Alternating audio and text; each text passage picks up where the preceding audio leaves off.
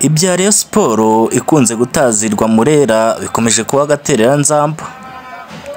Ni mu gihe wari umunsi wa 28 wa shampiyona aho Bugesera FC yari yakiriye ikipe ya Rayon Sport kuri stade ya Bugesera. Ni mu gihe mukeba wa Rayon Sport APR yari yakiriye ikipe ya Gorilla FC kuri stade regional i Nyamirambo. Byaje kurangira APR FC itsinze Gorilla FC igitego kimwe ku busa cya Djibril Watara ku munota wa 60.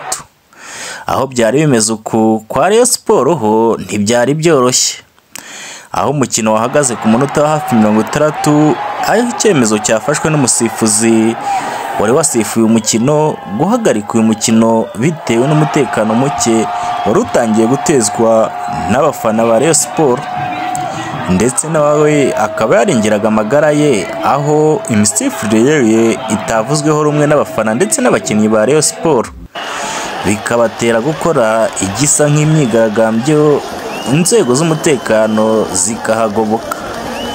Umusifuzi yahise afata umwanzuro wo guhagarika umukino utararangira ukazaba usukurwa. Ariko mbere y'uko umukino uhagarara, aho Bugesera FC yariyoboye n'ibitego 2 ku busa bwa Rayon Sport.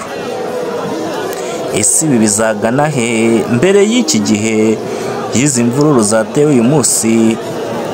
Rayon Sport yari yandikiye Ferwafa iyimenyesha ko umusifuzi yabahaye ndetse n'uwo bahaye APR FC atavugwaho rumwe mu misifurire muri shampiyona y'u Rwanda. Rayon Sport ikibutsa Ferwafa ko mu Rwanda hari abasifuzi mpuzamahanga bagahaye imikino y'akamaramaka mu gihe shampiyona iri hafi kurangira.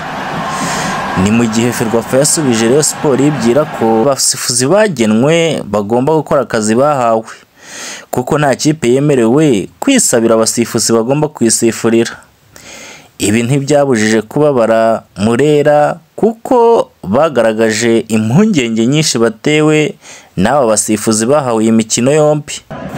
Igitego cya APR FC yatsinze Gorilla FC kikaba cyinjijwe na Djibril Watara nacyo nticyavuzweho rumwe, kuko abareba umupira w'amaguru babona ko atari penalty. Bayoberwa umupira w'u Rwanda icyo wabaye, abenshi bakabyita ikinamico. Ati n'ubundi bajya batanga igikombe hakiri kare kubera ko shampiyona yamaze kurangira, bakareka kwirirwa batuvuna ngo turirwa dukina igikombe bakagitanga kikagenda. Ese iyi misifurire yo mu Rwanda igisubizo kizaba ikihe, ko ikomeje kutavugwaho rumwe na benshi muri iyi si ya ruhago mu gihugu cy'u Rwanda?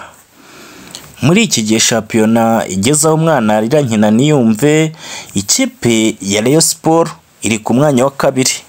Ni mu gihe APR FC nyuma y'uyu munsi wa 28 wa shampiyona yahise ifata umwanya wa mbere.